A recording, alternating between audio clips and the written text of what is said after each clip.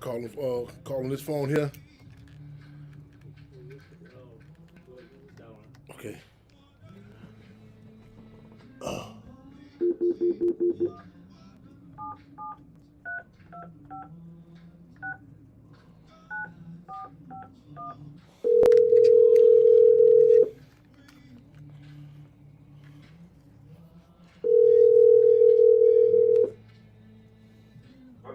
Fremont Chairman, hold on. Fremont, yeah.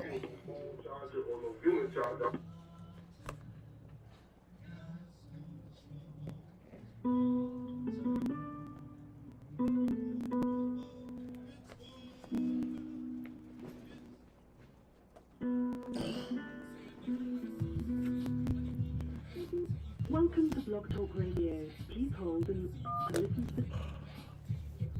You are now in the host queue. Okay, I might get it. The Weatherman trying to curry favor with the Black Panthers. Ready? Testing. Testing. Live and direct. Testing. Okay, y'all bring me. Bring me straight on in, y'all. I don't want to cut the chairman off. That's Chairman Fred Hampton. Do you think the Weathermen are looking to come? For those just tuning in with us, that's Chairman Fred Hampton, Deputy Chairman of the North Chapter Black Panther Party. You can't get enough of him anyway, so that's Chairman Fred Hampton. That's the cloth I'm cut from. What he's talking about right now is some contradictions in regards to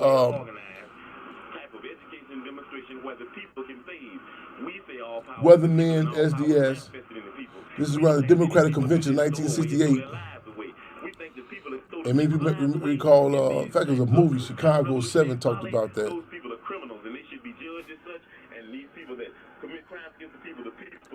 And this is Chairman Fred raising some criticism.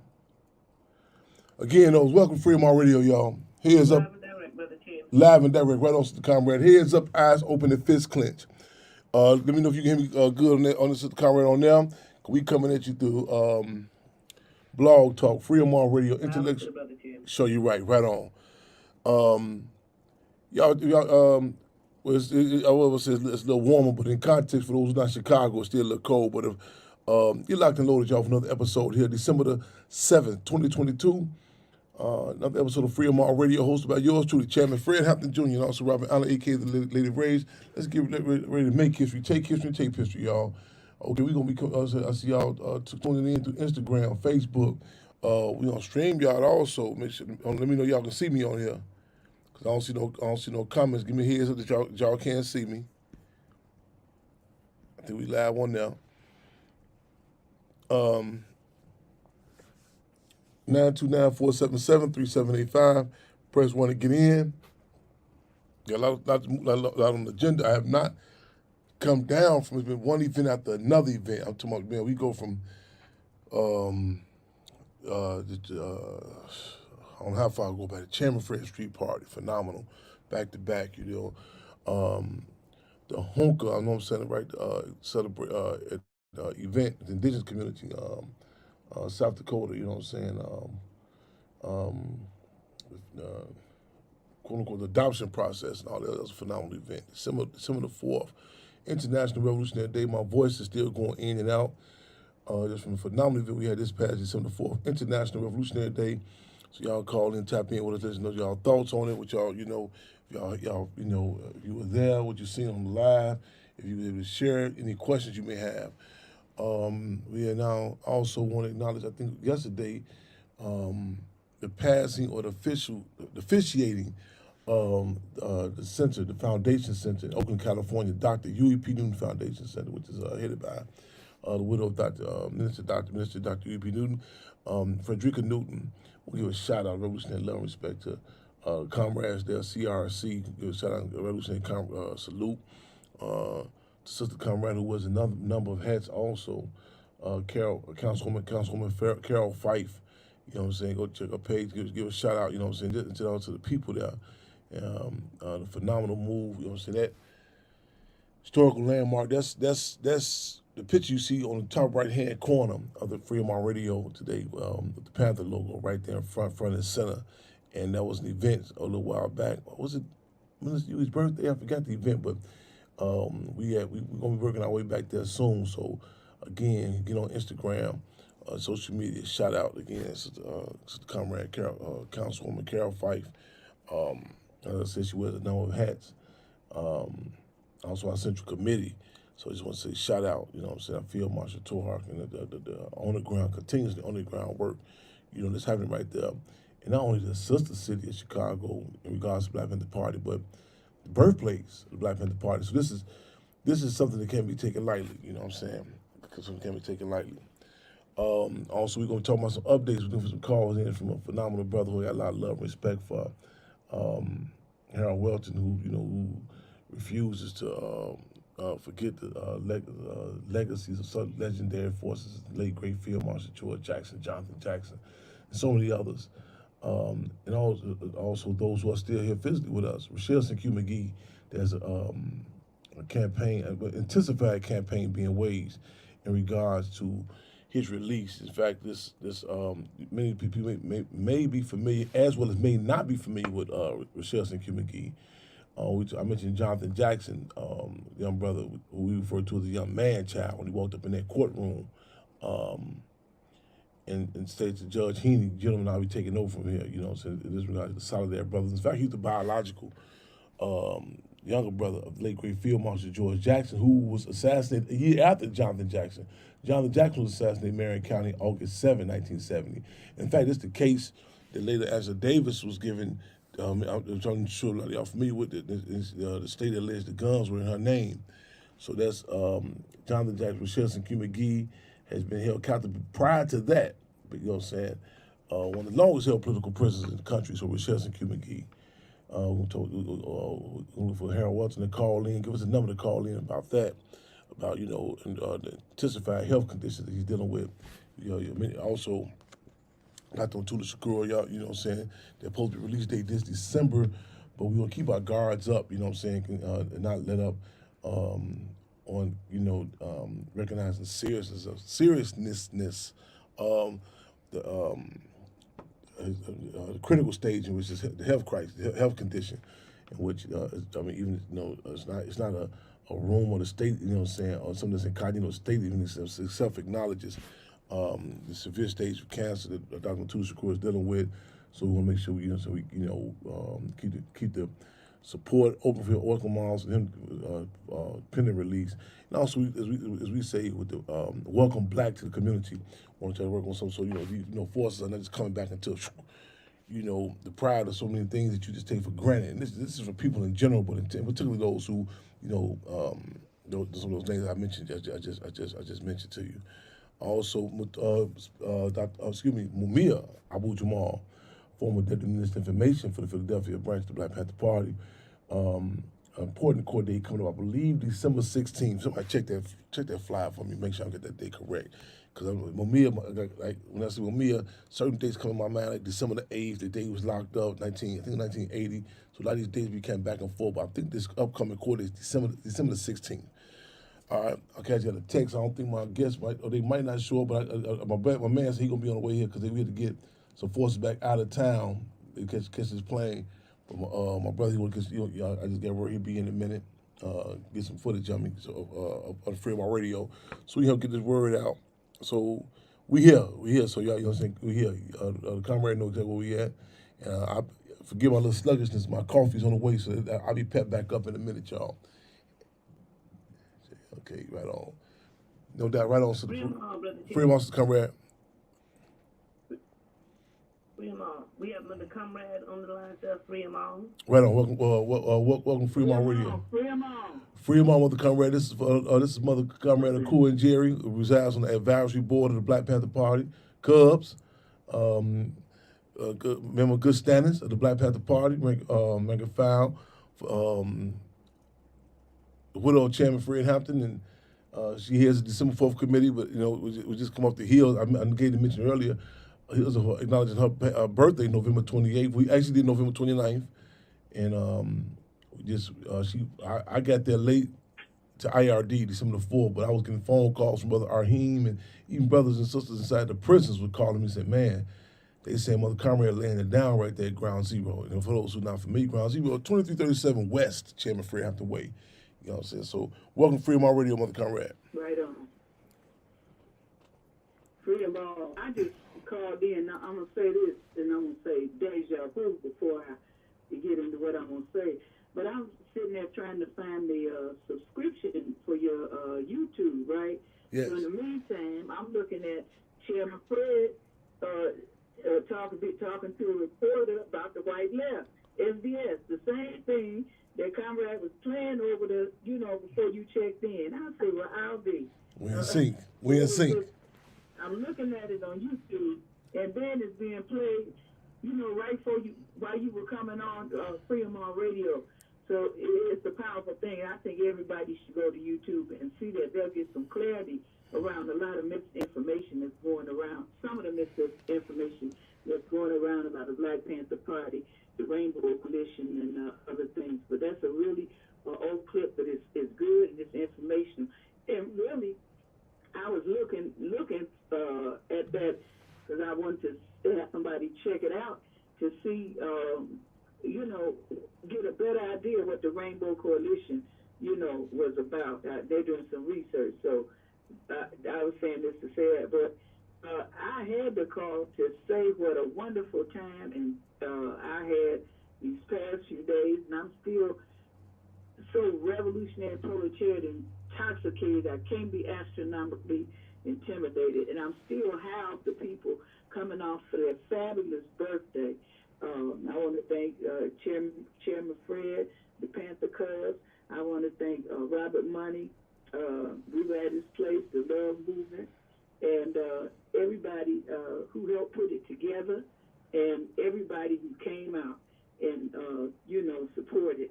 But also, I got to say that December 4th, IRD was off the chain, and it was cold. It was freezing cold, but it was beautiful. And any contradictions that came up, they was handled, you know what I'm saying, and dealt with. And those that missed seeing Judas and the Black Messiah at the Sabo Museum, you missed seeing and hearing Daniel Kalula, who played Chairman Fred in the movie, and he played Chairman Fred for real. He became him, in the movie. He called in FaceTime. Is that what y'all call it, FaceTime? When you come see him? Yeah. At the Gustavo Museum. So it was a powerful thing. I'm just still sort of excited. I can't count them about the stutter and everything, but so many people came out, and it was good. And it was really, really cold, and the people were out there, and it didn't end there. It went back to the wall on the northeast corner of Madison and California.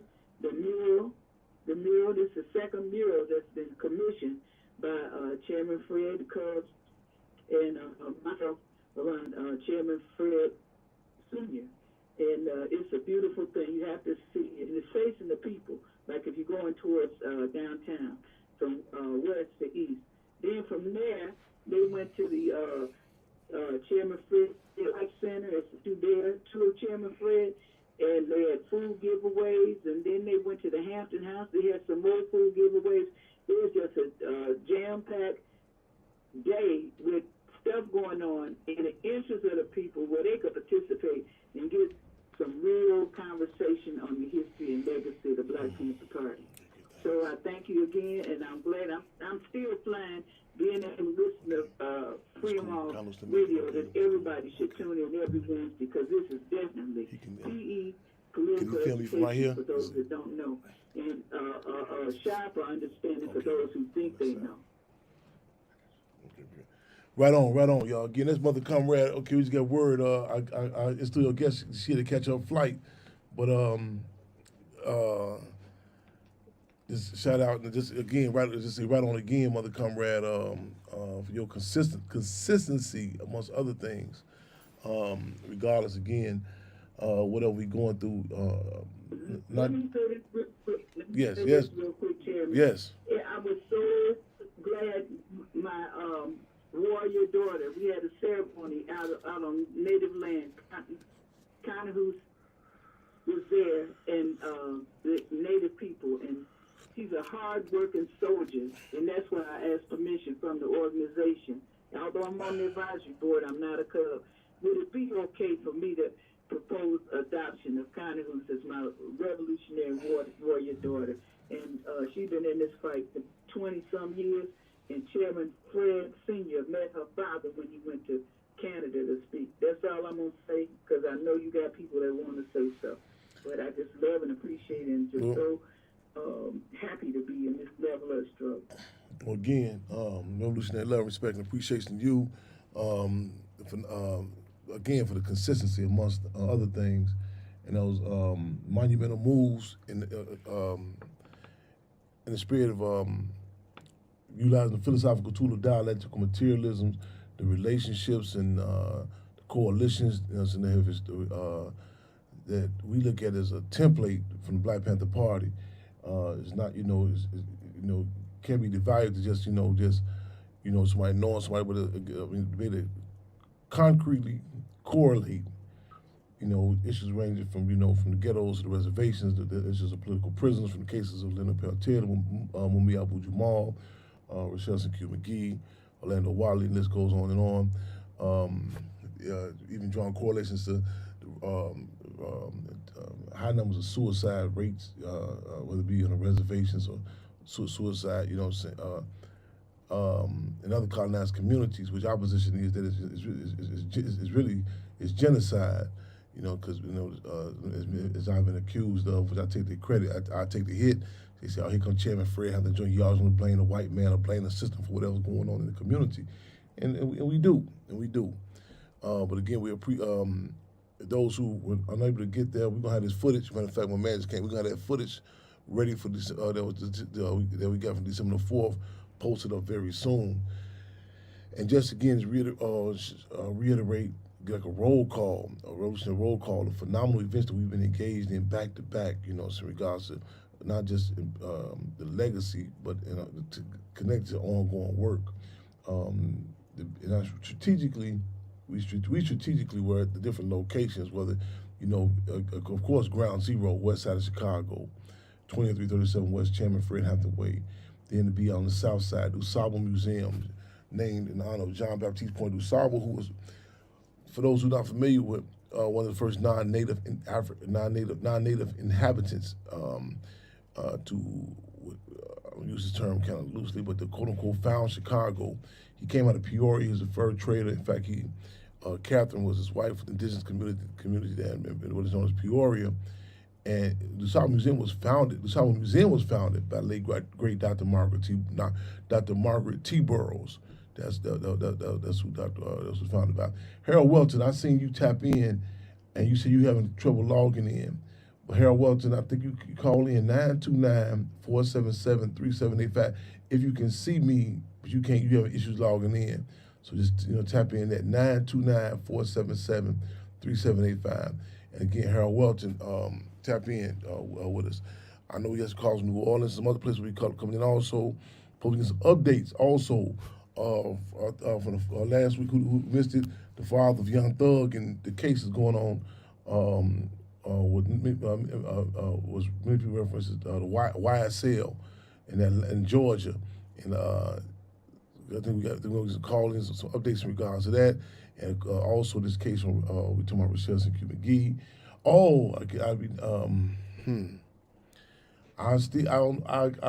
got a chart. I got a revolutionary high also the other day.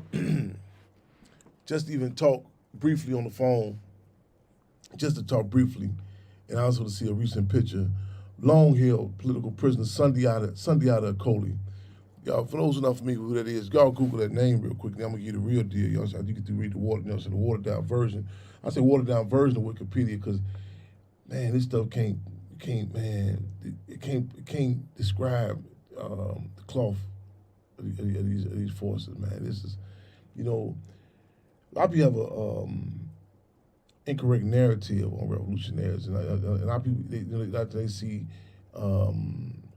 people who engage in the struggle, get engaged in the fight, it's like some sort of last resort, like there was no other options. But That's one of the unique characteristics about many forces to make a conscious decision. You know, as what Field Marshal George Jackson said, that capitalism is such a foul piece of pie that even if I could have a piece, I'd rather not.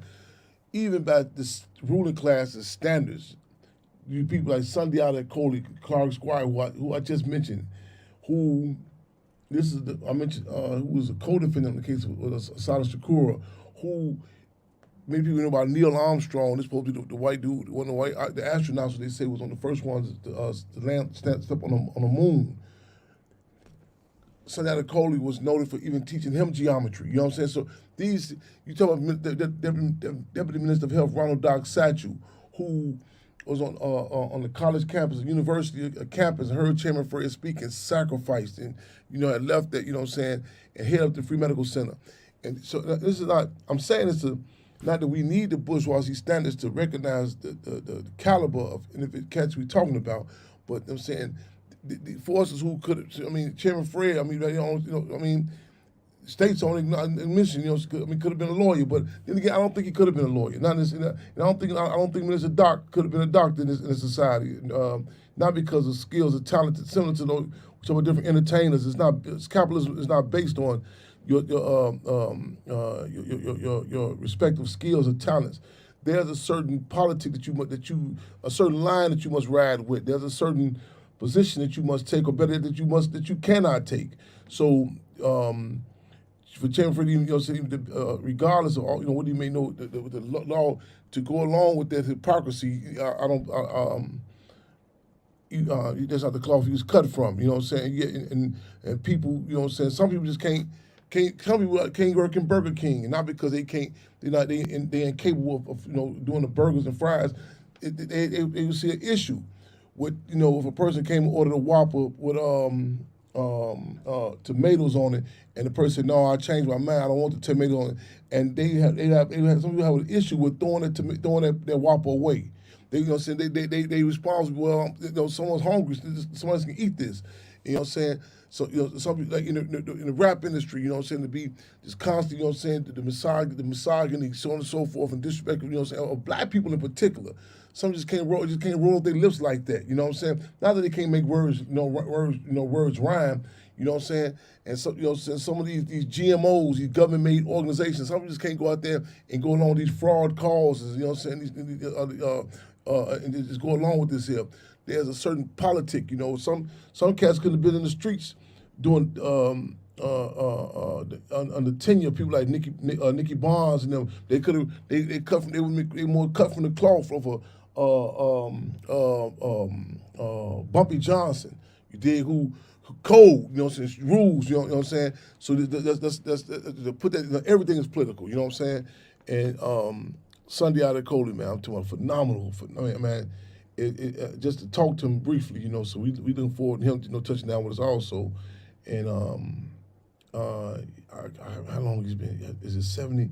This is the case on the New Jersey Turnpike when Zaid Shakur and Sada Shakur on the Jersey Turnpike, and she was they were all shot and wounded. They gave the Sada the case in which the Sada Shakur was later liberated from the prisons, and prior to her being liberated from prison, she was placed in an all men's prison.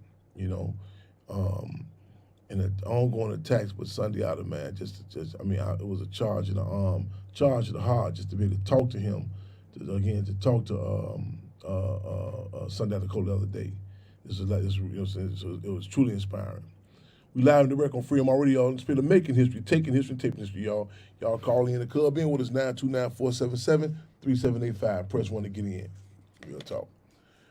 Got any calls in queue? Free them on, Brother Chairman. No calls in queue. Callers, if you'd like to come into queue, please press 1. Free them on. Free them all. Okay, also, I want to acknowledge this too, you know what I'm saying? Magazine, front page, action. That's the wall there. Y'all ain't got y'all issues. If someone can put up that information, how they can get it. Medieval Magazine, get some photos. They acknowledge my nephew, Capital P. Y'all check him out online. Inside the campaigns at Hampton House.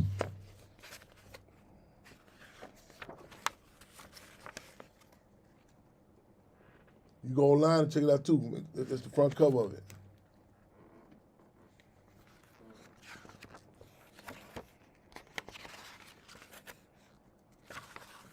The publisher was on with us last week. This on the hard copies. You go online also. And come to the Hampton House. You know what I'm saying? We got got copies, got issues there. And again, ID was the showing of Judas and the Black Messiah, which unprompted. We get the phone call from Daniel Kaluuya and others. You know what I'm saying? Like clockwork, they call in. You know, doing the showing of Judas and Black Messiah. So, any discussion you have, how you felt about it? What's your thoughts on it? Also, I know next week we'll be talking about this election, selection, whatever the case may be in Chicago, or even Georgia. Was it Warnock was against Herschel Walker, and him winning the election. Your thoughts on that? Your input? How does it impact us? What's the difference between electoral politics and politics? Your thoughts on that? So feel free to call in or come in with us. We got any questions? We got any questions in queue? Okay, I see. Okay, okay, I see. How do you? Okay, let me get the information for you ASAP. How do you subscribe to the magazine?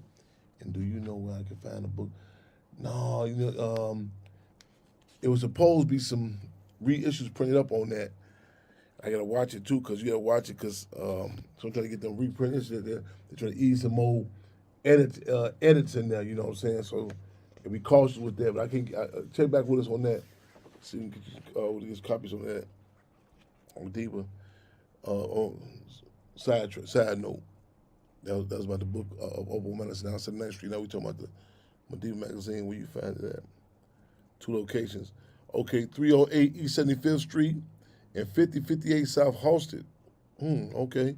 I don't know if who's asking if you in Chicago or not. 308 East 75th Street and 5058 South Halsted. I'm trying to picture that myself.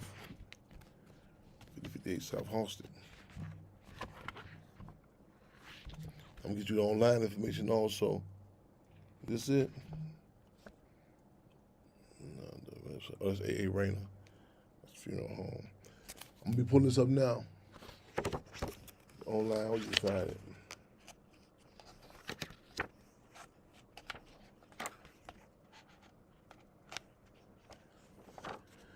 Let me give condolences also to Robert Money Love Foundation. Also, I misread the Facebook post. I thought he lost his mother picture, but he lost his mother. And I believe the funeral services are tomorrow for his mother's services. Okay, right on, sis. Since Paris has it, subscribe to the magazine. Okay, that's the information right there. Are you on Instagram looking? You can see it. You get on my Facebook page now. MadibaMag.com. MadibaMag.com. That's the name of the Brothers Magazine. That was the other moniker and other name they have for Mandela too. This is MADIBA mag.com.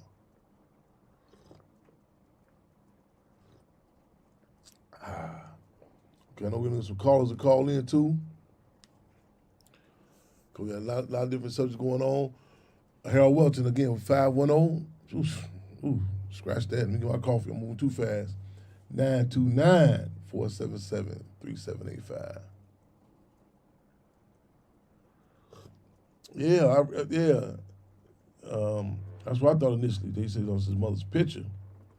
I think the funeral service will be tomorrow, and I was unable to get to the event yesterday. It was last night. I know I will not hear the end of that.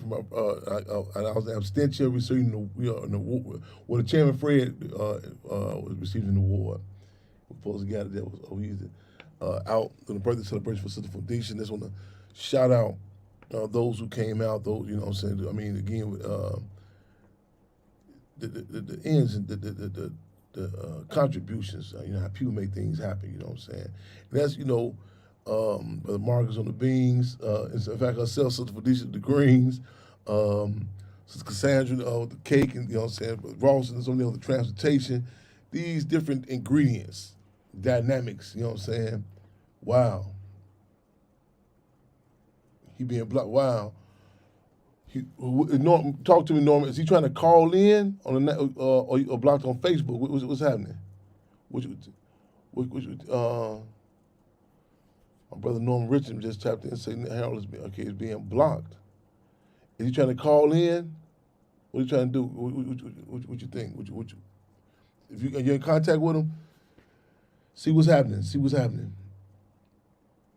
Cause me and Harold, are we on Facebook together? Or is he gonna call on Instagram? What is he trying to do? Let's figure out how to make this happen.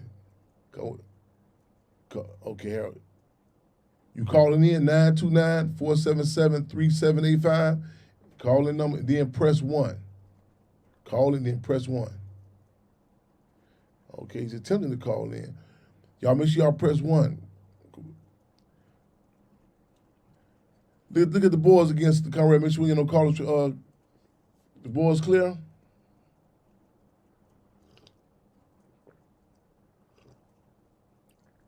Fremont, Brother Chairman. Fremont. Yes, sir. Board's clear. Okay, 929. Wait a second. Yes, I do. Won't let me in. Are you pressing 1? You pressing 1, Harold? 929-477. Somebody else do it too. This try. Make me. I don't know if you know. Make sure you know. We exhaust all attempts. Make sure they just come from your end. Someone else, if y'all can, just give us a attempt. 929-477-3785. 929-477-3785. And then you press 1. Let me know. Let's try. Let me try it. Make sure we, you know what I'm saying. Let's try it. 929.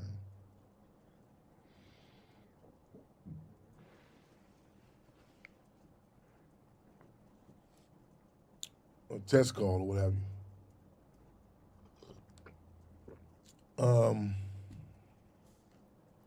Who was the one on that? Okay. Let me get me this. Some other people supposed to call in. Let me send this flyer to them too. Make sure. Oh, give thanks. Give thanks. Okay, 1 second. Put that flyer. Okay. Okay.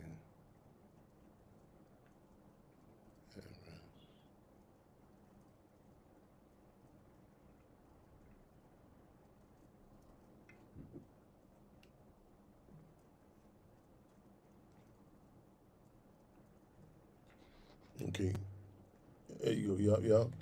Let me know if I'm still good on Instagram. Can you hear me too? Because I know I can lose the volume. Instagram, my volume still good? Fremont, Brother Chairman. Fremont's come around. Yes, Okay. sir. Fremont. Brother Norman called in. He asked if you can give the number out again. He said that he thinks Brother Harold has the wrong number. Got you. If you can. Shout out Brother Norman also. Norman, always a Fremont.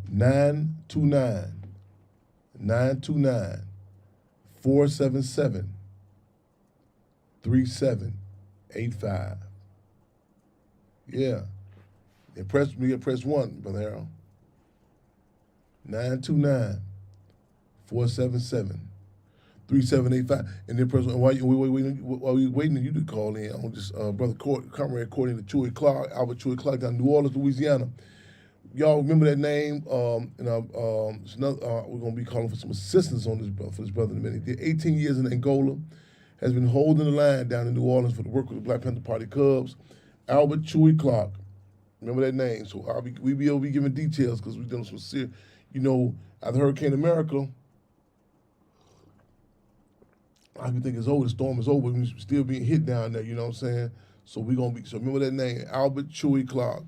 They used to call him Panther Al before we officially took him in with the Cubs. We did 18 years in Angola, phenomenal force, y'all. In fact, when the Hurricane America had hit, he had we told everybody, the whole fast, what's going on, that's what's going on. Man, his brother rolled down there through the storm, send him make that move down there, check on his then wife Pat, who we later, unfortunately, we physically lost, but he made the move. He's a phenomenal brother. So remember that name, Albert Chewy Clark. We will be keeping y'all posted. The Angola 3, yes indeed. In fact, Chewy Clark put a lot of work in with that case. What other cases? So many cases that we had to deal with down there. There's a big case in particular at this club, Rojou's, and his white bouncer had choked his brother to death. And I remember we had to go out there and really had to shake some things up down there. I'm flashbacking that on that.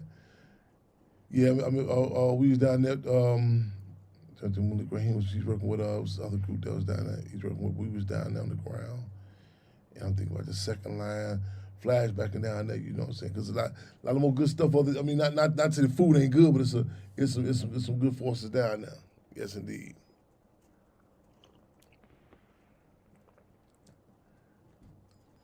No luck from Harold yet.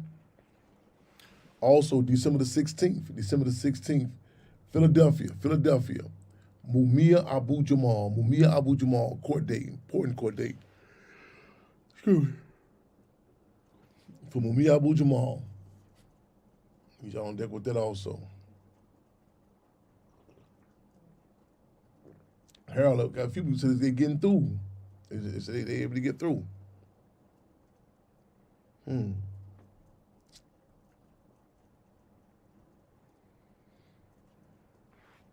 It also may be his phone service. And Correct. He has like Yes. Google or Metro. Yes. He No. won't get to dial in. Yes. Right on. Norm, if you could talk, that's exactly. I guarantee you, I'm almost sure I can't call directly in. That's what it is. And let's just say this, my brother Harold, he's old school with the phones. Yeah. That's exactly what it is. Harold, man, if we can get word to Harold, Norman, let him know if he has to call. If he can call someone else who has another phone service and have them call in, I guarantee you, that's what it is, no doubt. Right on, Sister Comrade. That's exactly what it is. Hold on, what's this? Hold on, let me get that. That's what it is. Yeah, Comrade. And Harold, so you call someone else if you can to click you in. That's exactly. I had the same issue. I'm trying to get this. Comrade Stan's posted something. Oh, there you go. Okay. Comrade Stan McKinney just came through yesterday. Also, can't come through consistently on the IRD. He just gives for him on tomorrow's the day the SWAT got their ass kicked in national intercommunal TV when the government terrorists attacked the BPP office in Los Angeles chapter, Black Panther Party. Yeah, no doubt, yes indeed. And you know, even SWAT, the creation of SWAT. And see, a lot of times in Pacific, you know what I'm saying, the vamp on the Black Panther Party, but Comrade Stan was just pointing out some historical information in regards to when they came to vamp on the Panther Party headquarters in L.A. What's the brother's name? We lost him recently. Boom, what was his brother's name? G Bone. His father was in the party too. His brother, Eric Merritt. It'll come to me 1 minute. Eric. I'm seeing his face clear as day. Yeah, I'm seeing his face. I can't get. But it's a documentary he's working on in regards to this in L.A. And it's a quote. I remember a member of the party that said when they vamped, they was defending themselves. His brother say, "If nothing else, for a few minutes, I was a free nigga." He said, "If nothing else, but for a few minutes, I was a free nigga." That defense he talked about, but Everett. Everett. His name almost came to me, but thinking of him, also I just want to shout out Sister Kim. Kim will be banned on Facebook a lot of times. This is the niece of Deputy Minister of Defense Bunchy Carter, and matter of fact, Harold Welton is who introduced me. We broke bread in not Lake Mama, I would say Lake Mary. What's damn park? I'm moving too fast. I was moving around. I'll be moving around so many places. I'm scared I'll be like that comedian on that little commercial. He said, "I love you, Detroit." They're like, "Say no down Detroit. You in Ohio." What's the park I'm talking about in L.A.? I know I'm moving too fast. Your baby say like, "Oh, right on." Tell the baby let's up the ante. Come on with that fist. Yes, indeed. Right on. Yes, indeed. Right on. Comrade Norman, lock me. See if Norman can lock you in. And what am I about to say? definitely need you to call on. We're talking about LA right now in particular. But yeah, and it's important that you put these, like people say, they know the impact that even the SWAT and like even the SWAT TV shows and all of the propaganda when different TV shows came out, and the TV show Kojak. Kojak was a spinoff from a movie they had made and on a case in regards to New York 3, The Badge, something with The Badge. And this is you look at like even the song, we be dancing in the streets, the Marvelettes. This was part of the propaganda that the FBI had pushed forward to contend with the sentiments that were happening with the rebellions happening throughout the country. It came down in conjunction, which was known as the H. Rod Brown Law, where there were uprisings happening all over, and the song was to be put out, dancing in the streets to take away the sentiments of uprisings and just have people, to dance in the streets. But you go back and look at laws and music and what came out of what time, put in context, and you really can grasp. We're talking about that everything's political, everything is connected directly, indirectly, whether the individuals themselves know it or not. Martha and the Vandellas, that was dancing in the streets, no doubt. Leimert Park, yeah, I'm moving too fast. Yeah. Now, Lake Merritt, that's my walk into Oakland, but Leimert Park, yes indeed. So we waiting on Brother Harold to connect with someone else to connect in. That's exactly what it is, no doubt about it. And Sister Kim, man, yeah, Deputy Mr. Fitz Bunchy's niece, man, phenomenal, sister, yeah. Any other callers in queue? Any other questions? Any other comments y'all want to talk while we waiting on Brother Harold to tap in with us? And we're looking for calls also from Philadelphia, the Mumia Abu Jamal case. What's happening with the pending release of Dr. Mutulu Shakur, the recent release of Sunday Ade Cole, and these are some names that people should be familiar with. So if you're not familiar with them, get hip to these names of the individuals. And again, that IRD was off the chain.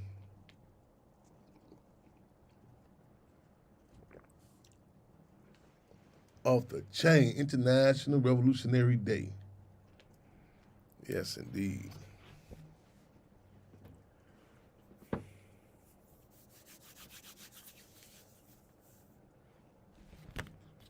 No callers to queue, no questions?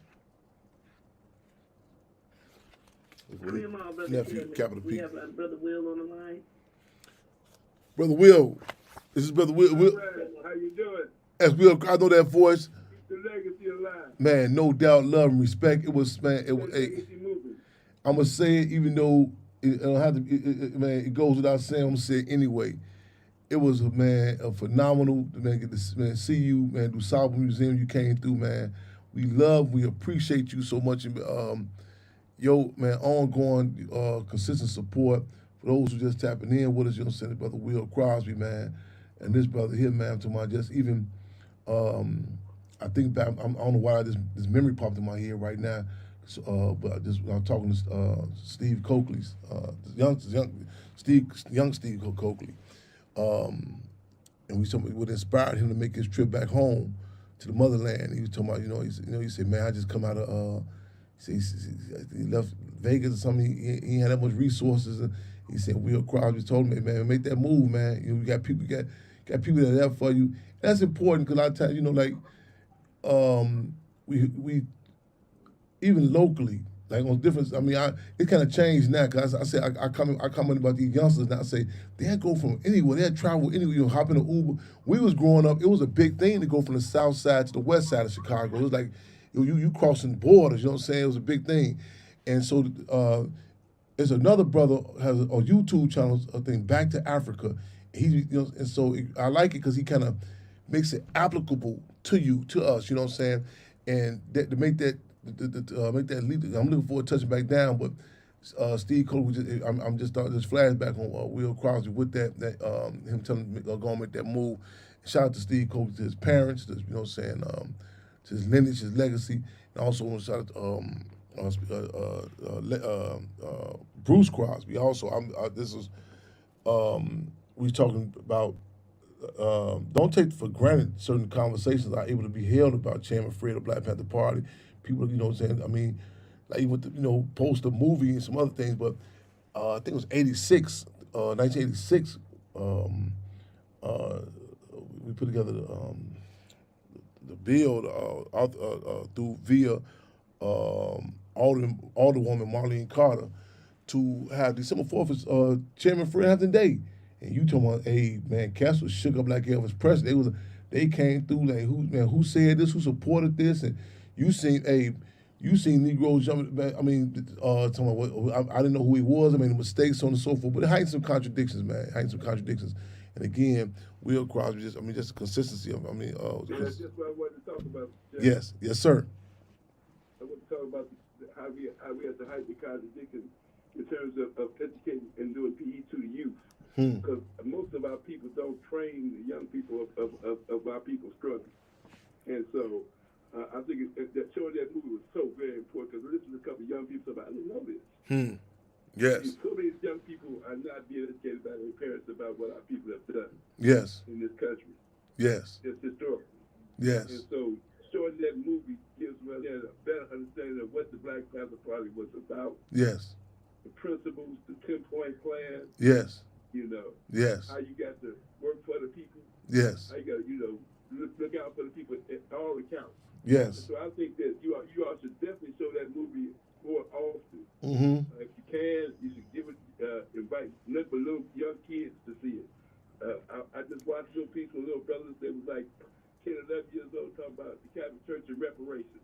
And they all went to Catholic school and they did a little video they did on why the Catholic Church owes us reparations. So I think it's important that PE is consistent to the youth because it's the youth who are going to make this thing change because it was the youth that Fred Hampton led and the youth that were out there in the Free Brothers program. Yes. And it's the youth that made change the whole situation. Yes. Just don't forget the young people. Right on. Well said. I'm an old man now, but I still love the brothers movement. Sure, you're right. And people like Chairman Fred Hampton, who inspired me to just think about how to help people. Yes. You know what I'm saying? And Yes. I remember, and like I say, I went to school on the west side at Washington in Ashland at the disabled school. And, I remember what the west side was like. I tell people, I can tell you when they burnt that sucker down on Roosevelt Road, it was because the people lived with rats. Yeah. I mean, big rats. Yeah. You know what I'm saying? Yeah. I mean, old houses were from like 1890, and they had to pick this stuff up at all the slum landlords, so it went up because the people couldn't take it any longer. Yeah. You know what I'm saying? Yeah. It was a rebellion. They said, we rebelled. Yes. The revolt is on. Yes. So now it became more sophisticated. Now they're using different tactics, and the COINTEL is on a whole different level. I mean, I was just amazed to find out that this guy, even though Kanye's not that conscious, but the guy who put Kanye in the crazy house worked for the CIA. Come on. He was a mind developer and mind drug. You know what I'm saying? I don't know if y'all. You found out all these different, and I found out the ADL trained the FBI. Imagine the ADL trained the FBI. I was just watching I was watching the Breakfast Club this episode on YouTube early this morning, and to a couple of points you raised, I just want to add to. I'm with you with the youth, but I really want to just also. That community that because we can't negate the elders. Either too because all that room that see like you hear different people who have different narratives about the Black Panther Party saying, well, there are more men, more women. They pull that balance off in a certain different, what I'm saying, and not negating, depending upon what cause even our communities in general. Sometimes they vamp on certain portion of our community at certain times. And, it balances out, and we need that forces. There have been several bogus events. They try to rewrite the narrative of the Black Panther Party. When I seen where you was there and you were able to call the question, no, that wasn't the Black. That wasn't the Black Panther Party. And had it been just some youth there, sometimes they play up for that. You know what I'm saying? They y'all want around. So we need that balance. So that community, like that room, I couldn't have handpicked a better scenario because you had young, old, you know what I'm saying? And like we need that that connection, that conversation, you know what I'm saying? I said, with a war, we have two occupying armies where they suit up and they boot up and get out of a certain age, certain height, you know, certain. But that revolution, where the mass of participation of the masses of the people, where it's conversation, the players, those the quote unquote conscious, the older brothers, sisters, the mother comrade, former Deborah Johnson, she told me she was, 6-7 months pregnant, coming down Madison. The brothers out there with the wine bottles, power to the people, sister. That whole dynamic, and that energy the other day was off the chain. You know what I'm saying? I'm with you. I felt those youngsters, Proletariat, brother. Luckin proletariat. Man, and them youngsters, Luckin proletariat. and them youngsters, they to have that opening to that conversation to relate. I'm still riding on Cloud 1,000 from Cloud Million from it, and just add some. And I don't know if listeners y'all caught that. Brother Will just pointed out. See, I think we just dismiss stuff as that's music or that's hip hop. This they not even denying this. I can't recall the guy's name. I'm seeing his face right now. This is the trainer. This is supposed to be his physical trainer with Kanye West. And they got we text him and told him, you raise up again. You think you like he'll shoot him up. We put him in a padded room. You will never see your children again. This is a, and then this one just know. Like you say, what's the odds of this trainer, connection with this work for the CIA? You know what I'm saying? And this. Like I say, the music industry, and then like even when he talked about with Jamie Lee Curtis, he was like, why would she come out? And this is an actress, but you can look at the roles that she played, and she is historically politically. When she came out, she said, "Go ahead, brother. Go ahead, Will." Think about this. Ari Emanuel was Robbie Emanuel's brother. Come on, man. He wasn't went after Kanye West's money with all the corporations. Now, what's the politics in that? The most, and this is Emanuel worked for David. His brother. All these are connected folks. They all connected. And that they said okay. Now, for those who from Chicago, it's Rahm Emanuel's brother, and they say Steven Spielberg ain't as powerful as this dude, And the deal is to start. Second, I know a lot of us get caught up believe, well, it ain't that serious, you know what I'm saying? That's just musical, that's just entertainment. But, man, again, everything's political, man. Real talk, y'all. So just don't dismiss certain things. Look at certain dynamics with, with more than a grain of salt. Just start, just try to connect the dots, real talk. 929-477. Power to the people. Brother Will Crosby, love and respect, yes indeed. 929-477-3785. You have to press 1 to get in. We're working on somebody to connect Harold in indirectly because, this brother here has been nonstop in regards to the case of Rochelle Q McGee and so many others, y'all. We got any more callers in queue? Free them all, Brother Chairman. We have Sister Benaya. Thank you. Free them all. Hello.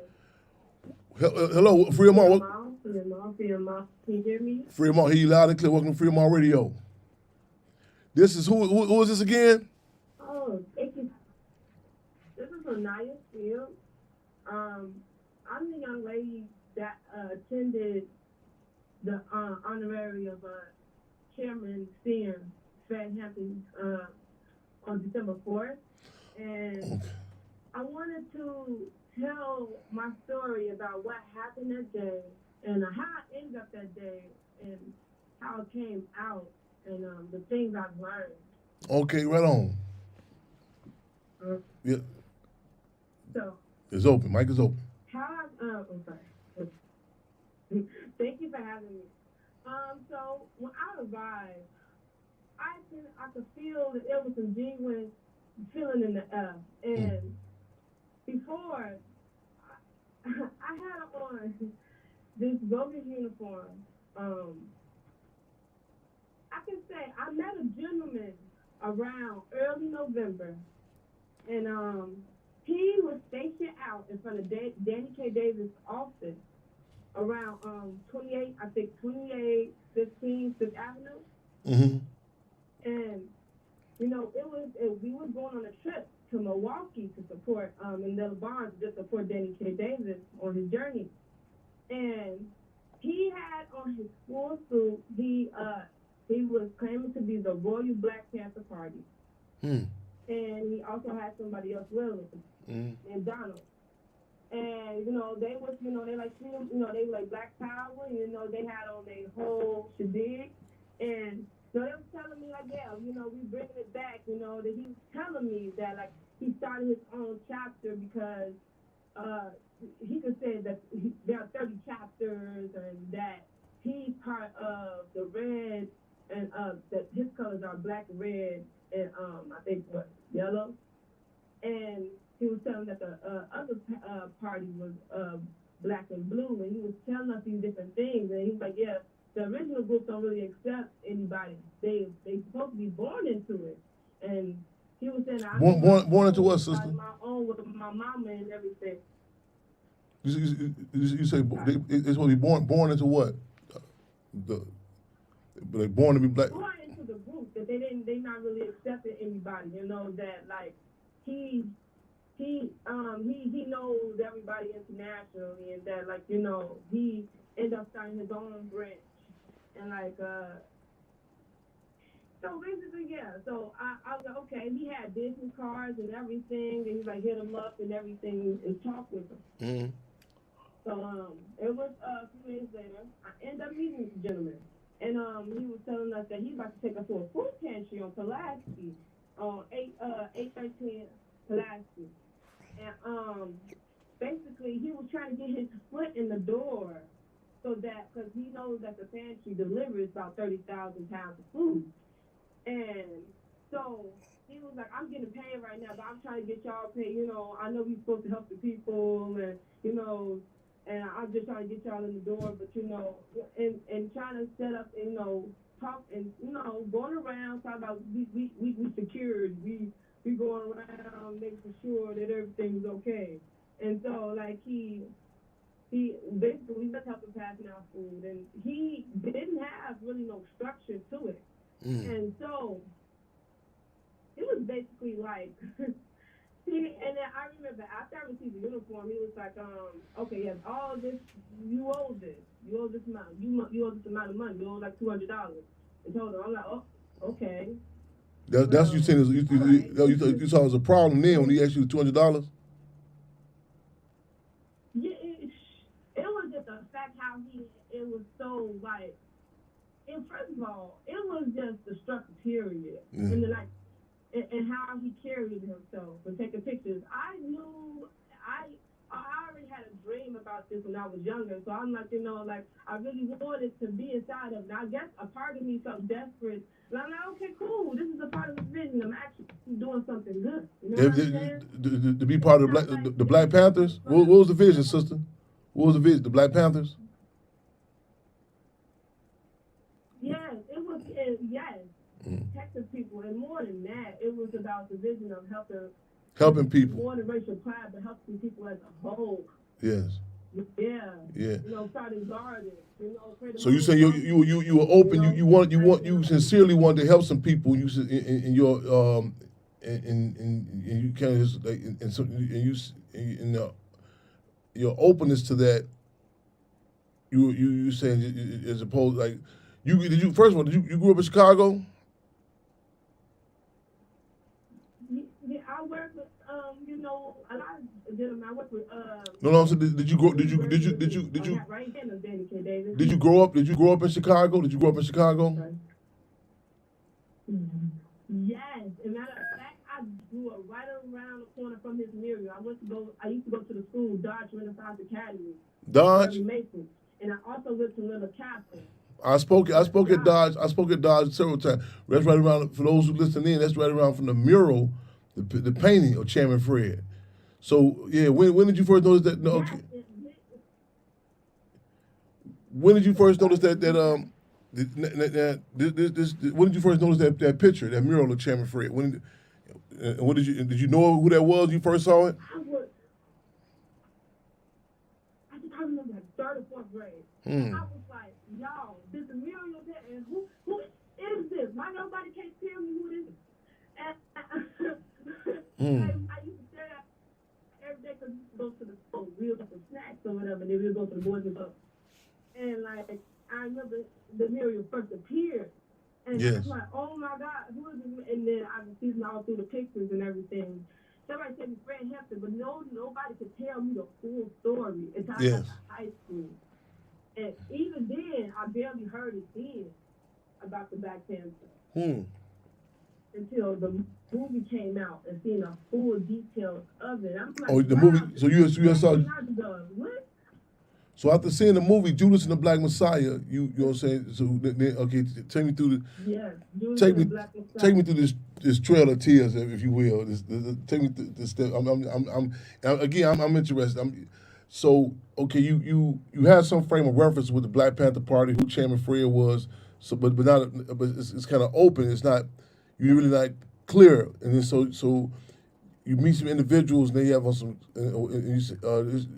They say they what was their reference to the Black Panther Party again? How did it go? Just out of curiosity, how did it go? I'm gonna follow. So the day of December 4th, right? Okay. I woke up one morning. You know, he gave me the. Oh, sorry. Do you want me to start? Yeah. Please. Yeah. Sorry. Yeah. This man named Commander Hope, that's what he called himself. He said, he told us, me and this young man, he an older man.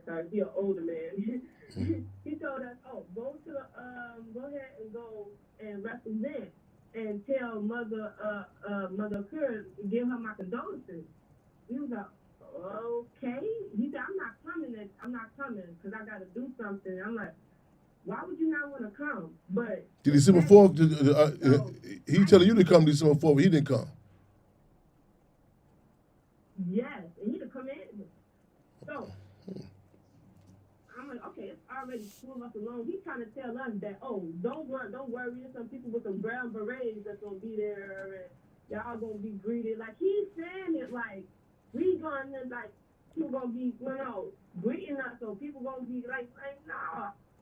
So I get there, I felt that like something was wrong, but I felt two of my something you felt something was wrong. So when Mother Kerr, I could feel that. I seen like somebody was like, Let me ask you. Let me ask you a question, sister. Okay, like you said, you grew up in Chicago, right? Like it's a certain. I don't know. I mean, I don't want to ask you how, your age, how old you are, but there's a certain, like in the streets. Okay, I don't know what community you're from, but like it's certain dialect or certain things you can pick up on. Like say, for example, a person is in a particular street organization, correct, or a different religious organization. They're in a particular church. Are you with me on that in Chicago? Like you pick up on like this is this, and like a person say they. Are you okay? Let's just say, for example, are you familiar with you familiarized with the Nation of Islam? The nation. Are you familiar with the Nation of Islam? Are you familiar with the Nation of Islam? Yeah. So I'm asking. So a person approach you with the Nation of Islam, you pretty much can feel like the legitimacy of it, correct? Yes. Sorry. Okay. I'm sorry. Okay. I'm just trying to. I'm actually because this is. I'll be trying to and so you say you kind of felt okay, so okay, proceed. So take us through. Now you at December 4th. Now take us through it. Take us through it. Okay, take you through it. Okay. Yeah. So Because I appreciate you calling. This is reflective of so many cases. You know what I'm saying? And I appreciate you calling, and I. You know what I'm saying, and it's a term we use. It's like people have to get their political muscle, their political. You know what I'm saying, and the bit and like even like we say political, like when you work out, you have to say, well, you know what? Let me go. A lot of people don't want to lift them weights because it's a strain. It might, tear a tendon. They be scared I might tear a tendon. I appreciate you calling because you acknowledging, you know what I'm saying, certain, because sometimes people, people's pores are open, and you know what I'm saying, and I tell you, I don't get to hear a lot of stuff. I don't get to, because I'm not from you. I didn't know you was on call. I didn't expect you on call, but I'm glad you're calling, and you know what I'm saying, and again, in the interest of height, we say it's a term we use called heightening the contradictions, and I'm trying to even study, like. I sometimes I raise criticism with my mother comrade. I say sometimes maybe we be subjective because I just like what the Black Panther Party is, and there are certain consistencies of certain things that a lot of times people tell me, well, Chairman, you don't understand. A lot of people didn't grow up, they didn't know certain things, but then there are certain consistencies that go past. Whatever organization you in or whatever walk of life you in, like you said, like it's like someone to go to an event about the Black Panther Party, and like you said, just basic stuff. You said, well, some kind of was strange to you on certain things. You know what I'm saying? And that's why I'm asking you these questions. So I again, I don't want to we browbeat. I appreciate the call, and a lot of times people try to make it more difficult. It's like certain things. Like they say, well, everybody to read this book. What you just said, you're telling us it's certain things you question just on on basic to do's and to not to do's. You know what I'm saying? So again, so you were told to go to this event. You know what I'm saying? But the people that told you to come to, they weren't going. Correct? Yeah, and you know what? And when I didn't even get to the details of it. Like it just gets worse than that because it's like the day I was there. How did you get? I woke up the next morning, everything settled in. The next day, what was the procedure? You had a uniform? You had a uniform? How did that go? Out of curiosity. It was like this. It's basically the uniform was red. Like the patches was they were like red, yellow, and green. And they like the Panther. He had literally copied the whole thing and put royal on top of it. And he had made his whole talk about. What's a detail that caught my eye was he said, I was with the white man when he made these copies and everything. What? Excuse me. Say it. What happened? What happened? I'm sorry. No, I'm sorry. No. Telling me that when I'm sorry. No. When he was with the white man, he was there with the white man when they made the patches. And he said this later, so this was before the day of, so this is before I went to the December. You know what I'm saying? Before I went to the event. So all this was in preparation for you to go to. All this was in preparation for you to be sent to December the 4th, IRD. Man, it's more than that because how did you? Okay, so when Mother was talking, the man that came, he ended up coming a little later with a backpack on or whatever. So I'm listening to what she said, and she's like, if all the original Black Panther Party members, you raise your hand, and if you don't, and if you raise your hand, you ain't a real one, I'm gonna kick your ass. And when she said that, I cried love went in my heart, because I'm like, okay, but then you ain't know what you was expecting. Very uncomfortable. I'm like, what?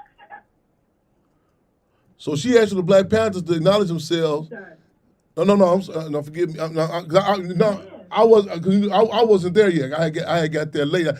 I received phone calls from, what I'm saying, IRD. I mean, literally, just give you a look back. People call me from prison. They say, man, it's going down, at Ground Zero. And I had got caught up with some other, I was moving late. So you enlightening me on some stuff that happened before I got there. So that's why I'm there. So forgive me because I wasn't there. So you said Mother Cool. She asked the members of the Black Panther Party to acknowledge themselves, and you were under the impression that you were there with Black Panthers, and you thought they were gonna raise their hands. And what happened? Right, and I know what she's saying. She was thinking, now you gotta know your knowledge in this. But what happened? What happened with the one And I you? realized how much. Oh, go ahead. My fault. Go ahead, sister. Go ahead. No, go ahead. So I can tell that he was given honor. You know what I'm Right. saying? And I realized up to this point, Commander Hawk never gave honor to who has contributed to the legacy. He didn't have no stand. And it's the fact that he didn't have no respect for human.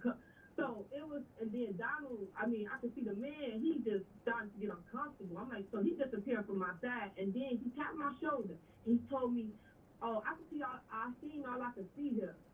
I'm like, I don't know what you talking about. I'm like, what you talking about? I'm there. So you do whatever you want to go do. So he left, but I end up talking to others, and I end up getting to the museum. And on my way there, Not to cut you off, sister. Sister. Let me just for clear. You were at the okay.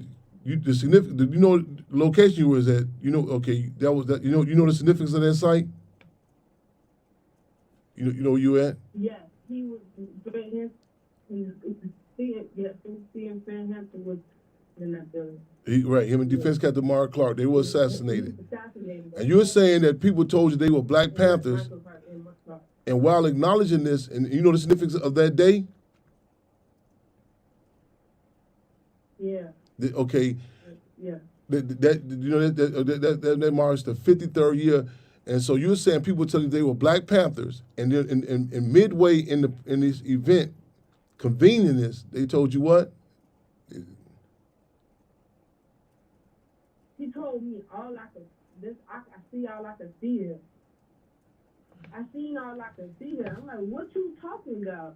Like, I didn't even question him. I said, go ahead, go die, just go ahead. I'm staying. You Why would you want to leave? yeah. You say you done seen this mural and all, and you found it. You're thinking that's one of the Black people. Okay. I'm okay. Now, had I got there yet, sister? So Had I got there yet? yeah, you got the. So you return. You came right after. So like after your brother left, you started to come in. You started to hug Mama, her, and you started to talk. He had left. I'm gonna say you came about 2-3 minutes after. Oh, so when I walked up, they was the priest you told me they had left. Yeah, it was just me. It was just me. I Wow. had coat on. I had yeah. You still had the And the uniform the white man had made. You still had the uniform? that's when he sent me. And I caught that detail. I'm like, I don't think. Oh, I'm just asking. That's that detail. Okay. Yeah. So that's the detail. Okay, take us through the day again. Okay. Then what else occurred? I mean, forgive me. I'm learning myself. Okay. Oh no, I'm letting you take it back. I want you to hold it, let everything in, because I feel like I came in my pure intentions. I didn't never Yes. thought. Yeah. Like, Yeah. That's crazy. Of everything I wanted to be and help with Yeah. everything I was hurting. That's crazy. So, but it was my fault because I was definitely not got to do my research. And the purpose, when a lady spoke, I really listened to her. I heeded her words because she was like, "You was your own leader. I had my own vision of this, I really did. I had my own vision of ground foster systems and everything like that. So, followed on rhythm. And I knew from the get-go there was something wrong about that man. So, but I'm glad that I followed because it led me here. But I can say one of the Panther Club, he was not, man, I think his name was Jeff Panther. He was telling me, like, that symbol on your head, that is Russian. Russian? Like, this man put a Russian symbol on his head? Are you serious? So, Did you? it was I symbol on the uniform. did on you? the beret. Did you just out of curiosity also like prior or even since then like have you and a lot of people like did you Google anything or like saying go go online? So I did my so the 10 point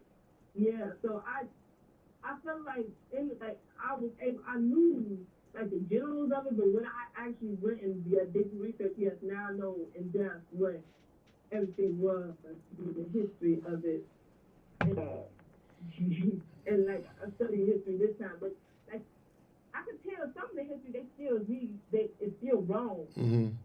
Like somebody told me like 73% of the information on the Black Panther Party is written by the government. It's falsified, and I'm glad that I found what I found though. So I was able to find some real clips and things, because it's hard to find it. They make sure they cover it up, you know. Yeah. I learned about the Holocaust before I learned about the Black Panther Party. You know what I'm trying to say? See, one more time. What say it again? What say it again, sister? What'd you say? I said I learned about the Holocaust before I learned about the Black Panther Party, and I was in second grade. They were teaching me about slavery. Wow. You know what I'm saying? That's a quote for a T-shirt. Heard about leaders? Wow. Yeah. Yeah. So. Yeah. You know what I'm saying? It was like a lot of things they wanted to hide that down. I can tell you, our education system really made sure that history was desperately hitting down. Like, you know what I'm saying? Yeah. They try to make it after the civil rights movement obsolete. Like, no. So, I'm sorry. No. I really do all apologies to mothers and, to you, Chairman. Respect. Respect. I really do. Respect. We appreciate the call because these are. I mean, let me ask you one question. What are some of the potential? What could have possibly, like, what's some of the like some people like how could that impact people about saying misinformation? Not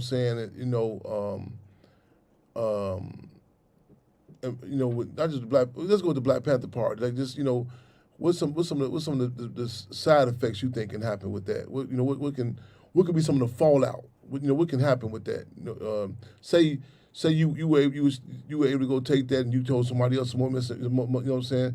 What's some of the detrimental? Again, the bad fallout with that.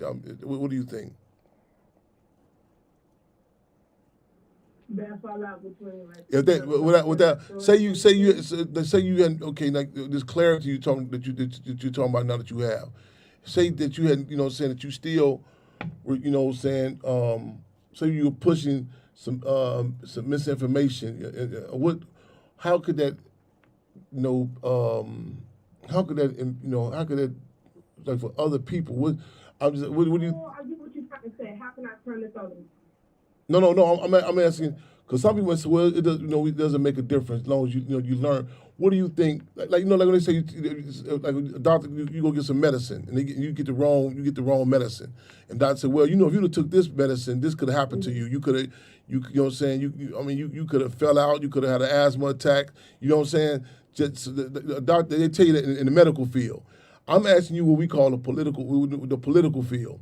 Like say you go to someone and say, well, all the time I thought this was Tylenol and this was some sugar pills. You know what I'm saying? Someone selling me some pills, it was just sugar, sugar and water. Mm-hmm. And they said, well, it doesn't make a difference as long as you. They said, no, that could have a negative impact on that person, and they break it down how it can impact you. And I'm asking you, what do you think some of the if people get misinformation, wrong information about the Black Panther Party, you know what I'm saying? What do you think some of the potential, I'm gonna say health hazards? So, how could it damage them? That's what I'm asking you. That's what I'm asking. I completely what you're saying. Right? It's right. It really waters down the image of us and the image of what people fought for. And like not even fought for the overall vision of what we're trying to go right now. And as me as a youth really wanted to change and really wanted the truth and really like desiring to see and help people, it's like it's a turn off. It's like it's just it can really affect you, and especially trusting elders to guide you. And but I realized that it gave me some important lessons in it. But I could tell that my confidence in just, trusting anything, it's confident in just trusting my people, you know, trusting people that look like me, to guide me right. Especially the ones, you know, that the folks that attack me, you know, they're supposed to, you know, do all these amazing things. Yes. You know, you gotta be honest. We appreciate. I use our babies, you know, yeah, you know. I appreciate you calling. I definitely want you to call back in with us again at Freedom on Radio. We appreciate you.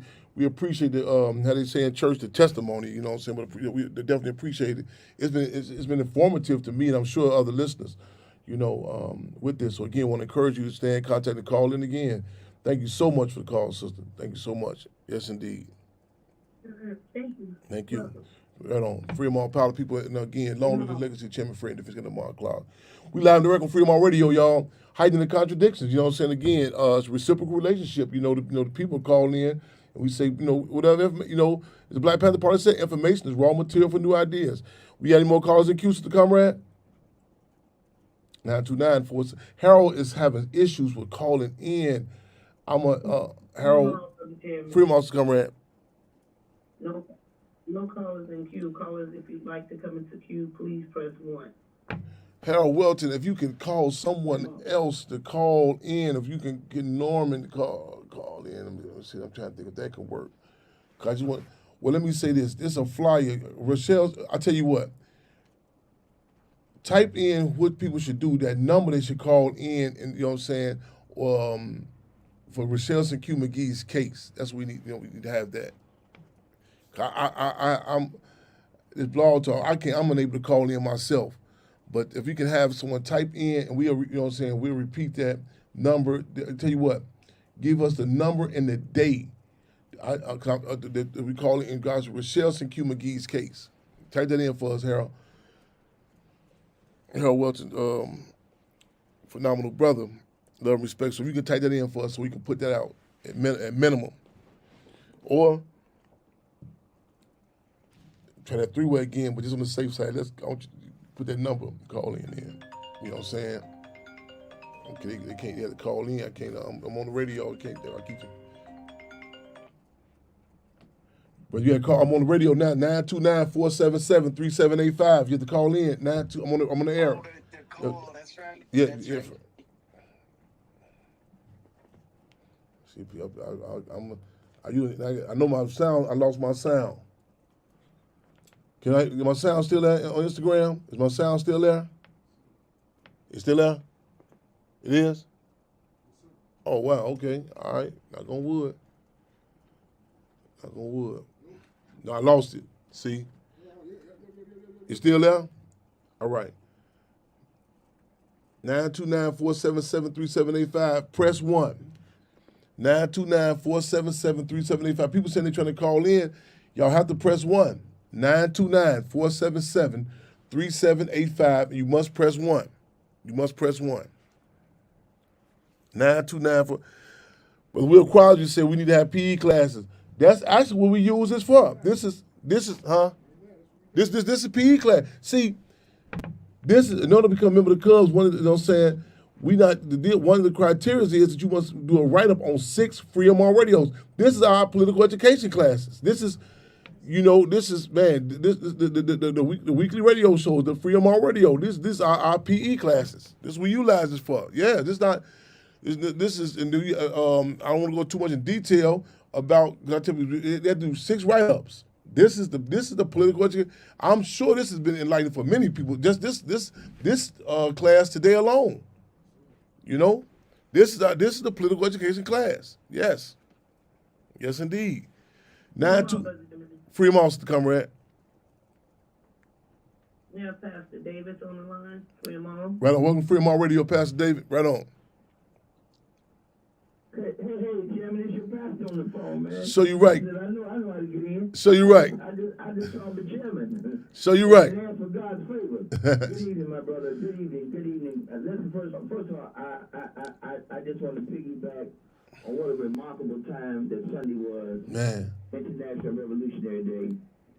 It was a very powerful moment. It was a very unbelievable moment to actually be in the presence of greatness, to actually witness the place that your father was assassinated, and then actually to watch Judas in the Black Messiah in the presence of the legacy, living and breathing. So first of all, I want to thank God for your presence and Mother Comrade.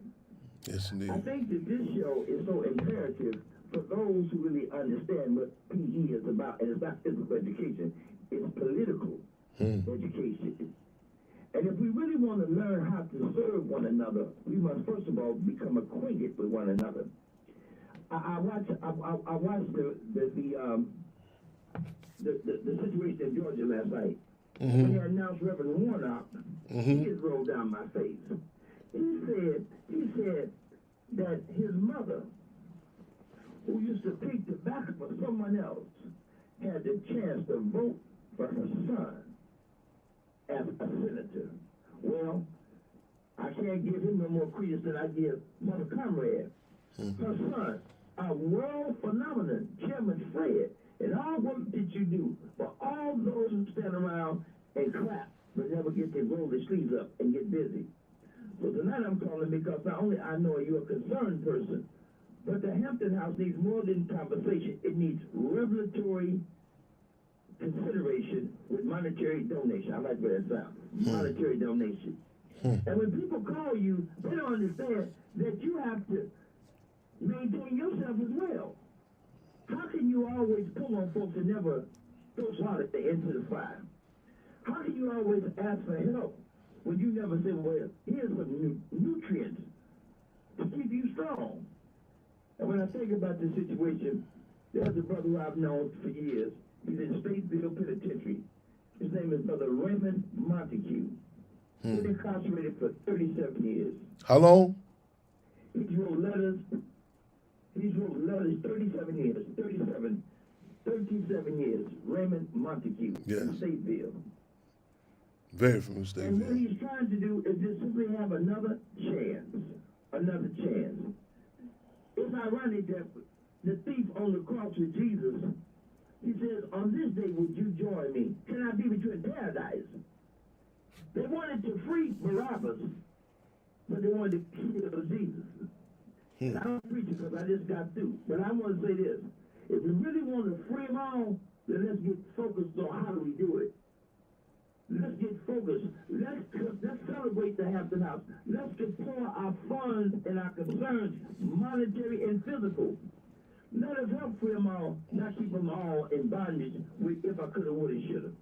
Tonight I preach from Hebrews 11 and 6, and it says it's impossible to please God without faith.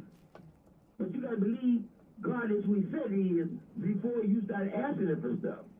Tonight I ask all you listeners, if this radio station should be flooded, it should be at least 1,000 callers. You should get angry that you were the 1,000 callers that called in. But you should be glad that you got in. In Jesus' name, I'm done, Chairman. Love and respect, Brother Pastor. Again, man, love and appreciation. Again, I just want to reiterate, man, it was all walks of life there, all ages. Phenomenal, man. Love and respect, man. We still riding Cloud 1000, you know what I'm saying, from your and the people's presence there.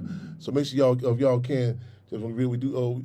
We're gonna be pushing a harder line by getting that, you know what I'm saying, the work there, continue to work at the Hampton House. So say thehamptonhouse.org, hit the donate button. Also, Chairman Fred Jr. Because I forget. I told Pastor, say, Chairman, I hear your energy. You need resources to keep doing the work. I say, well, pull my coattail because I'll be riding the car and the gas be on E. And I said, we gonna make 2 more stops. You know what I'm saying? And then you hear the engine lock in. I said, okay, but y'all, whatever support y'all can. Chairman Fred Jr., Chairman Fred Jr. at gmail.com via PayPal. Chairman Fred Jr. at gmail.com via PayPal. Also, Cash App $ Save the Hampton House. Cash App $ Save the Hampton House. I got a text up there too. So the comrade, do we got a call in queue? I think we might have Harold on deck. We got a call in queue? Free them all, Brother Chairman. No callers in queue. Callers. Free them all. Harold, can we know? Okay, Norman, make sure you press 1. Y'all make sure y'all press that 1. Press 1. Press 1. 929-477-3785. and press 1. That brings you in the queue. They can't see you if that 1 is not pressed. 929-477-3785, then press 1. That brings you into queue. Still nothing?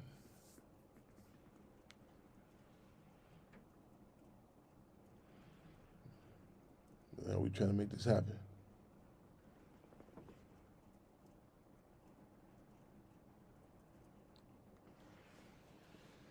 Man.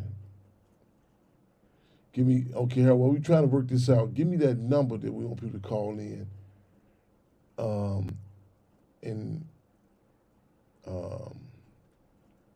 Comrade Chairman Paul, young lawyers in the building, right on. Free them all, comrade, right back at you, man. Free them all. I got word that you weren't able to make it the other day, but I know y'all were in solidarity, man. Love and respect, revolutionary love and respect. Right on. We have to follow up, man. We get to, hey, you got to catch up. Can you call me or no? I can't. Reason I can't call, comrade. I can't call because I'm on this phone. Hold on.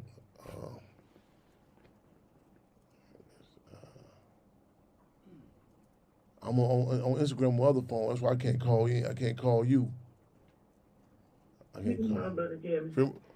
Fremont, you in? We can try calling him. Okay. I don't know if I can get text Sister Comrade this number. Then I don't want to put his number out on. Try to call him. 1 second. Okay, Harold, we're gonna try to call you. Okay, where you at? Okay. You see it? Okay, Harold. We don't say Bell with us. We say Cub with us, Harold. So we try to work this out. What I was saying? Paul was saying I was coming on something too. I was coming. Charger. Okay. Should I get back? Hello? Okay, that's you. Okay. Okay, got you. Okay, free them all. Let me see. Free them all. Let me see if I can do this. Oh, echo. Okay. Go ahead, Harold. Okay, my apologies, comrade. Free them all. I'm not gonna talk too much because there's an echo I bring in. But go ahead. We hear you loud and clear. Okay, comrade. All right, let me give the backstory to Comrade Michelle Sanders Q McGee. January 1970, Soledad, the infamous Soledad Bowen. 3 black prisoners were martyred in January 1970 by a guard at Soledad. And there was a grand jury hearing maybe a week or 2 later.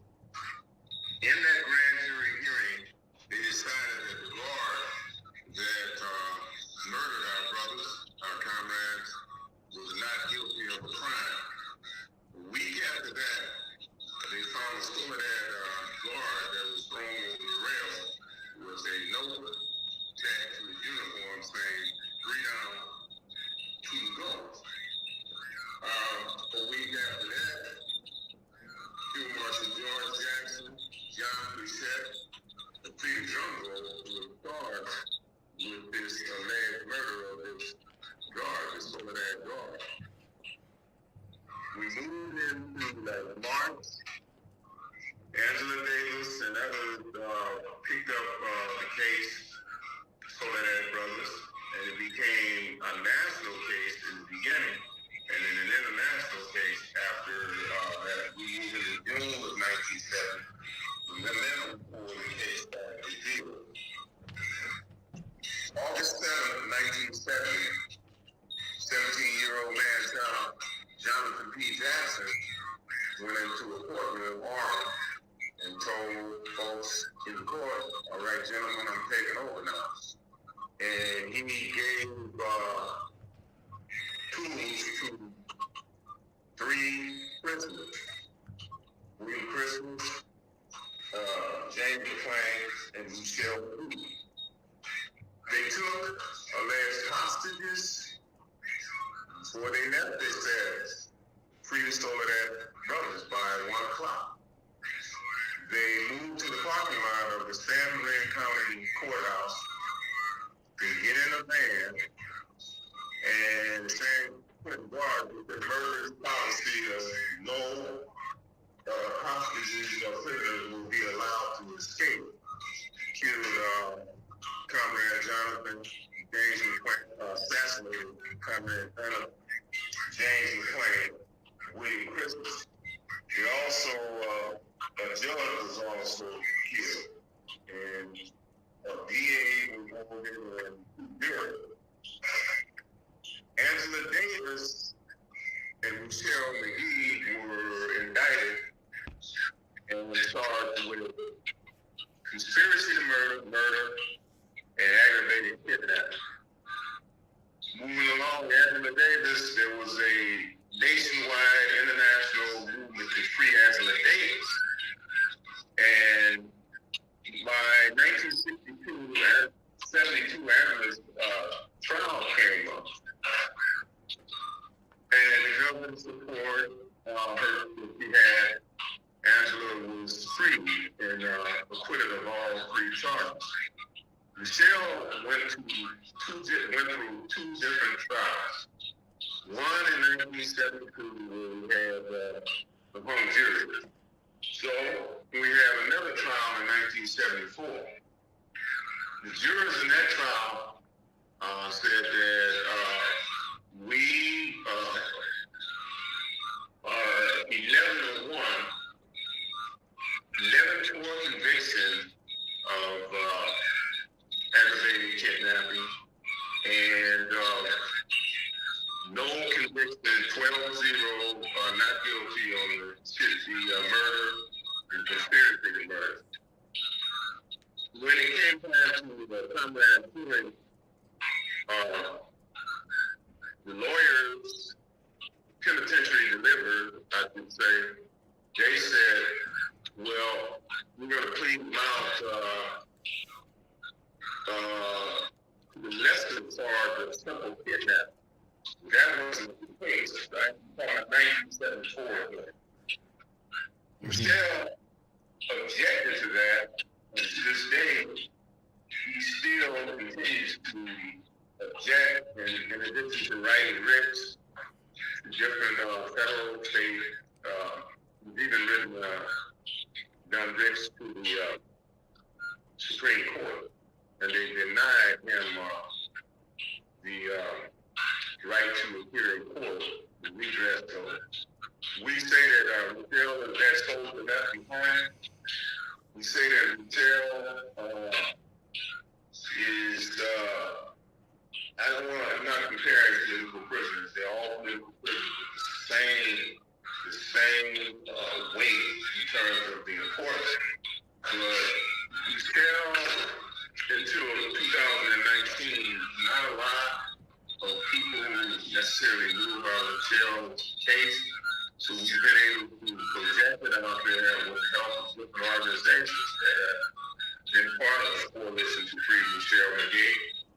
We even had Black Lives Matter grassroots. There's a difference between the first beginnings of Black Lives Matter and Black Lives Matter grassroots.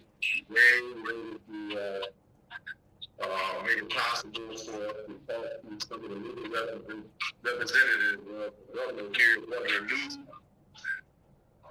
And each time, and we always say that we can't trips when they make certain decisions, we can't do, why is this, why is that. But anyway, the 2 meetings we had with the governor, each time they said, well, we have to look into the fact that is Michelle, Mr. McGee, still a danger to society, right? Still. Okay, so the DA down here in LA, who's a progressive, so-called progressive DA, their final say was, well, we would like the coalition to look at the more serious charge of aggravated kidnapping in San Lorenzo, right? Yes. So we're in the process of doing that through legal conference. And we also have 38,000 signatures, over 38,000 signatures on our .org petition. We have over 3,000 signatures on our petitions that go directly to the governor's office. And then we have a template letter that people can click on, or they can write their own letter.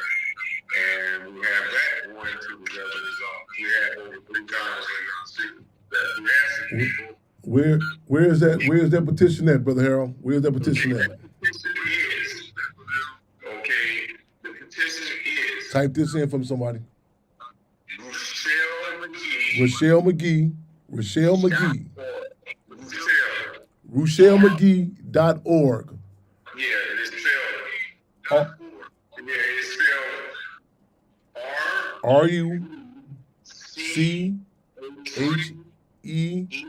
RUCHELL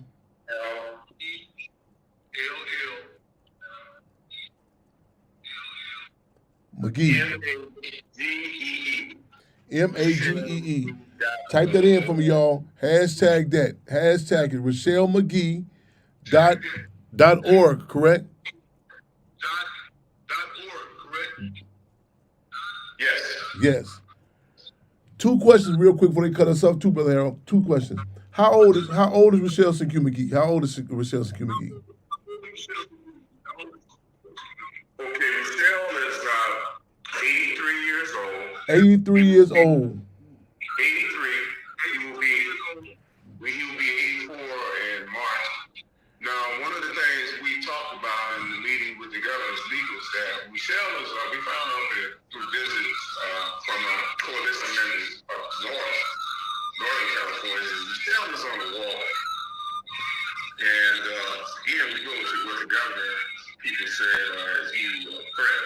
Now, I want to also add this. Since the age of 16, Rochelle McGee has been behind the walls. At 16 years old, in Franklinton, spelled with 3 Ks, Franklinton, Louisiana, he was charged with attempted aggravated kidnapping of a married 22-year-old white woman who he was going with for 6 months. So Rochelle was sentenced and sent to Angola, as a former slave plantation. And go to Louisiana. Yes. Yes. And he was in Angola for 6 or 8 years. He was paroled to California for 2 reasons. One, all of his relatives, the property was taken away from him, right? They had property and it was taken away. So he came to Los Angeles, California. 6 months after he was in Los Angeles, California, Rochelle and his cousin were accused of allegedly kidnapping a marijuana dealer at a nightclub. Through our research, we come to the conclusion that this was nothing more than, I like this woman, you like this woman, I want this woman, etc., so forth and so on. To get back to the alleged kidnapping, the person that he was alleged to have kidnapped, his car never moved. So, essentially, Rochelle McGee has been in prison since the age of 16 for over 66 years. So, finally, the coalition, what we're doing right now, and I don't like to talk with Christmas talk, but we're looking at the month of December, and we're stepping up our campaign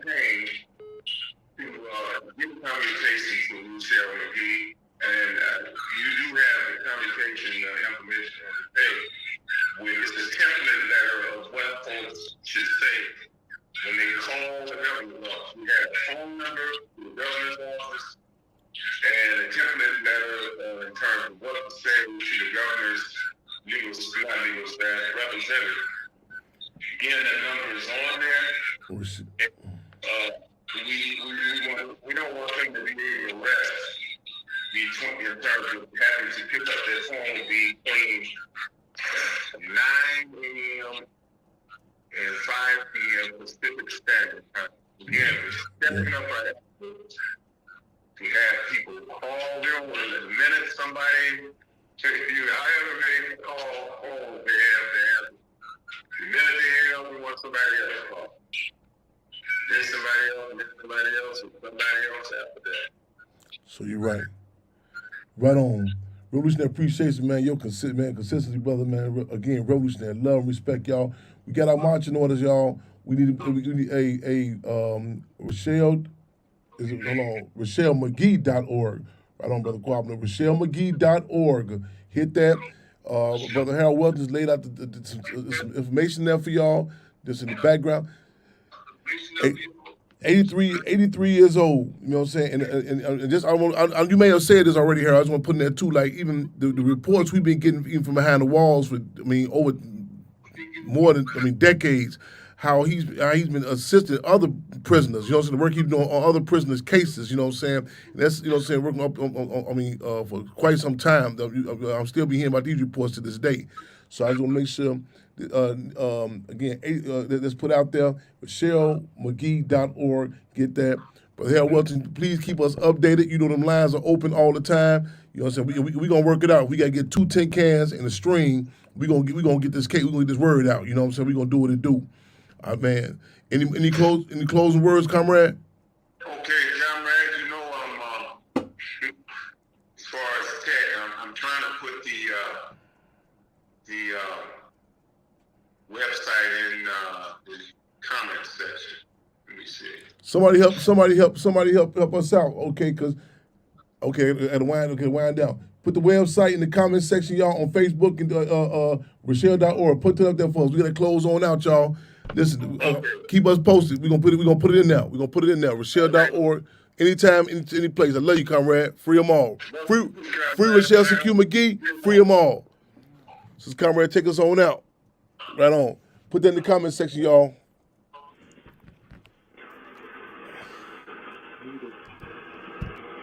All right, y'all. Same time, same station, y'all. Keep your eyes on the fist clinch, man. Where does the Black Panther Party stand? Free Rochelle CQ McGee. Free them all.